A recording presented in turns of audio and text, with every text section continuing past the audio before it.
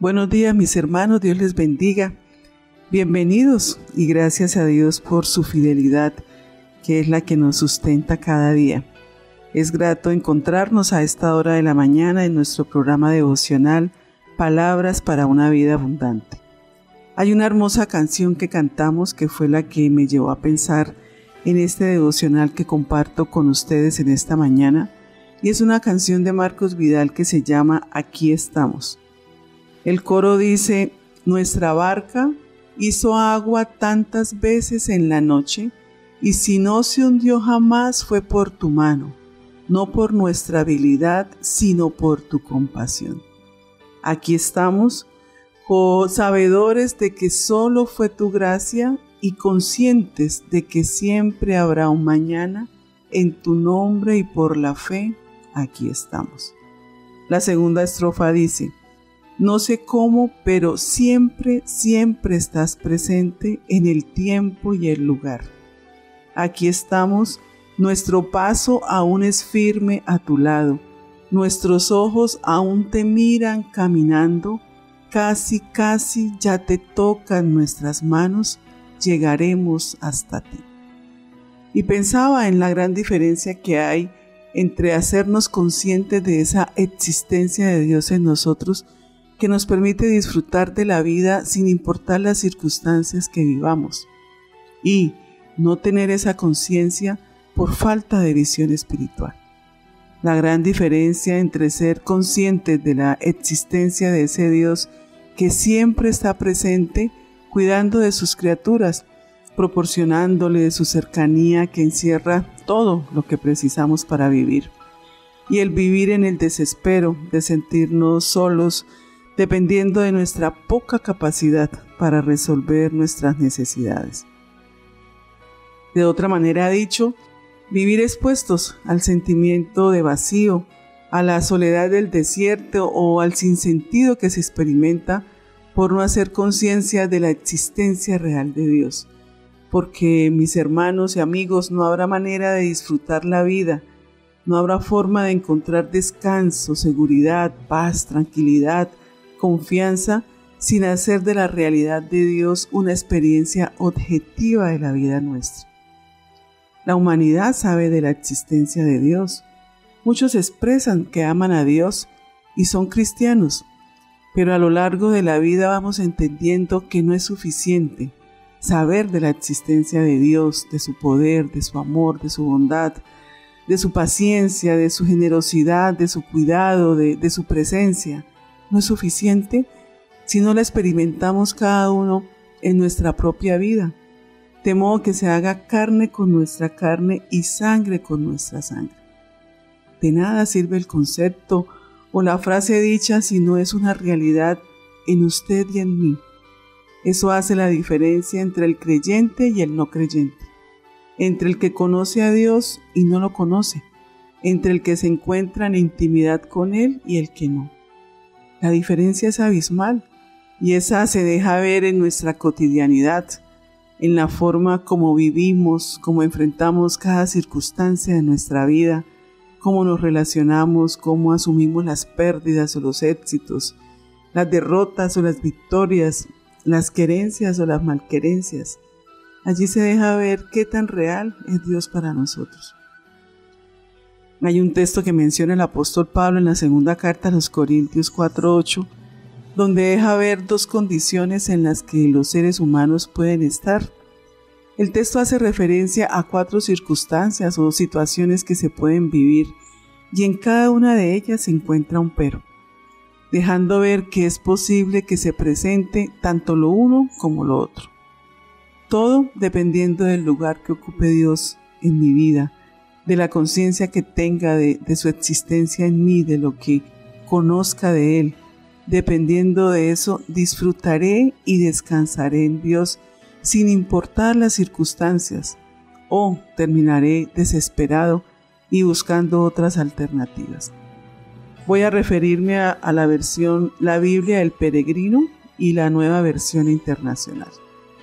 Dice: por todas partes nos aprietan o nos vemos atribulados en todo, y allí aparece el primer pero. pero no nos aplastan o no estamos abatidos. Andamos en graves preocupaciones, perplejos, pero no desesperados. Somos perseguidos, pero no desamparados o abandonados. Derribados, pero no aniquilados ni destruidos. Esa manera de ver las cosas depende de la relación profunda con Dios que nos da confianza y seguridad. Es muy normal que vivamos momentos de angustia, de preocupaciones, de estrechez, porque eso deja ver nuestra vulnerabilidad, nuestra fragilidad como seres humanos, y precisamente esas condiciones normales nos confirman que somos seres extremadamente necesitados y dependientes de Dios. Eso es una cosa. Pero el sentirnos aplastados, abatidos, desesperados, desamparados o abandonados, aniquilados o destruidos, tomando las palabras del texto, indica que algo no está bien, que en la práctica no estamos gestionando la vida conforme a los propósitos de Dios. Voy a mencionarles 2 ejemplos bíblicos que nos ilustran estas 2 condiciones. Ambos hombres de Dios extraordinarios, maravillosos, que nos han aportado la claridad que sostiene nuestra vida cristiana y espiritual. Ambos tuvieron que enfrentarse a las condiciones extremas de encontrarse en riesgo de perder la vida, evidenciándose en cada uno de ellos posturas muy particulares. Uno de ellos es el profeta Elías, quien vivió una experiencia que lo llevó a replantear la manera de concebir la presencia de Dios. Porque si Dios está presente como una realidad, tenemos de parte de Él la capacidad para reposar, descansar, esperar en Él y disfrutar de la vida maravillosa que Dios nos ha dado en medio de las circunstancias que vivamos. El profeta, a pesar de haber visto la poderosa manifestación de Dios en el Monte Carmelo, entra en una crisis de angustia, temiendo la venganza de la reina pagana. Entendiendo el peligro, se levantó y se fue para salvar su vida en una demostración de la inmensa crisis de pánico de la que fue preso, hasta el extremo de pedirle a Dios que le quitara la vida, en una clara pérdida de su sentido. Dios le provee alimento y fortalecido con ese alimento camina durante 40 días y 40 noches hasta Horeb, el monte de Dios. Y es la figura maravillosa que usa el escritor para mostrarnos que necesitaba romper un molde y crear uno nuevo, superar la estructura del que vive sin conciencia y dar el salto a la experiencia de la realidad de Dios. Insisto en la idea, el profeta conceptualmente es conocedor de las poderosas expresiones del Dios de Israel, pero requirió de esos 40 días y 40 noches para encontrarle sentido a su existencia. Se metió en una cueva para pasar la noche, encontrándose solo. En la oscuridad de una cueva recibió la iluminación, siendo requerido por la palabra de Dios, como lo deja ver el texto del primer libro de Reyes, capítulo 19. La voz de Dios lo llama y le ordena salir al encuentro con él. Elías deja atrás las ideas de la religión tradicional, popularmente aceptada de un Dios que se expresa en los terroríficos fenómenos naturales, como es el viento tempestuoso, el terremoto y el fuego que consume, y descubre la experiencia de un Dios que se hace presente en la intimidad de una relación personal. La figura bíblica de esa experiencia maravillosa es, en una saludable traducción del texto, en la fina voz del silencio, es decir, no se precisa condición natural mediadora para identificar la presencia de Dios, pues Él es una realidad espiritual al alcance de la fe del auténtico creyente, así que solo precisa del silencio del hombre para expresarse y dejar conocer su salvación. Para el creyente, Dios está siempre presente y actuando favorablemente a pesar de las circunstancias. Es allí donde está la diferencia, mis hermanos, poder vivir conscientes de la permanente presencia de nuestro Dios para disfrutar de la vida, confiados en que todo está bien porque estamos en sus manos y no la actitud de aquellos que presumen saber mucho de Dios, pero no les alcanza para verlo actuante y real en su cotidianidad. Es a eso que hace referencia el apóstol Pablo en el texto que citábamos. Por todas partes nos aprietan, pero no nos aplastan. Andamos con graves preocupaciones, pero no desesperados. Somos perseguidos, pero no desamparados. Derribados, pero no aniquilados. Otro caso es el de nuestro Señor Jesucristo, quien entendiendo la fatalidad de su destino lo enfrentó en la actitud de un verdadero creyente y se soportó en la confianza en su Dios presente, a pesar de su circunstancia. Escuchemos lo que dice el evangelista Lucas de su experiencia en el Getsemaní. Lucas 22, 39 en adelante en la Nueva Versión Internacional.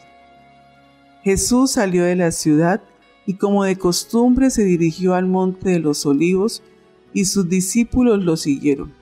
Cuando llegaron al lugar les dijo: oren para que no caigan en tentación. Entonces se separó de ellos a una buena distancia, se arrodilló y empezó a orar. Padre, si quieres, no me hagas beber de este trago amargo, pero no se cumpla mi voluntad sino la tuya. Entonces se le apareció un ángel del cielo para fortalecerlo, pero como estaba angustiado, se puso a orar con más fervor, y su sudor era como gotas de sangre que caían a tierra. Cuando terminó de orar y volvió a los discípulos, los encontró dormidos, agotados por la tristeza. ¿Por qué están durmiendo?, les exhortó. Levántense y oren para que no caigan en tentación. Jesús, viviendo una experiencia de angustia y temor, no se derrumba, no se desespera, aún soportando la frustración con sus discípulos que lo abandonan. Sorprendentemente, Él ya se los había advertido, dejándoles ver que en esos momentos críticos de la vida solo podía contar con Dios. Todos ustedes me dejarán, pero no estoy solo porque mi Padre está conmigo. El fracaso de su círculo cercano no genera desesperación porque su confianza no estaba en ellos, sino en las razones de fondo de su fe. Su confianza era la incondicional presencia de su Padre, Dios. Por eso, al final vemos a un Jesús tranquilo y sereno, asumiendo su destino, y fruto final de su disposición, hoy está sentado a la diestra del Padre. Los dos ejemplos anteriores nos dan luces de cómo vivir válidamente la existencia que nos corresponde, tomando la postura de las personas que asumen la realidad de su Dios de una manera consciente con la revelación que le ha dado, de modo que no importando las dificultades que aparezcan en el camino, llegaremos con éxito a la meta definitiva. Es el espíritu del texto de Romanos 8:28. Y sabemos que a los que aman a Dios todas las cosas les ayudan a bien, esto es, a los que conforme a su propósito son llamados. Vamos a orar. Vamos a pedirle a Dios que nos ayude a despertar conciencia de la presencia real de Él. Padre del cielo, gracias. Gracias por la claridad que siempre nos aporta tu palabra. Reconocemos que nuestra gran necesidad es hacernos conscientes de tu existencia y presencia en nuestra vida. Ayúdanos, toca las fibras internas de nuestro ser, de modo que podamos verte tan cerca y disfrutar de cada momento de nuestra existencia. Solo tú le das sentido a todo lo que tengamos que vivir. Ayúdanos, Dios. Te lo pedimos en el nombre de nuestro Señor Jesucristo. Amén. Mis hermanos, Dios les bendiga y un feliz día para todos.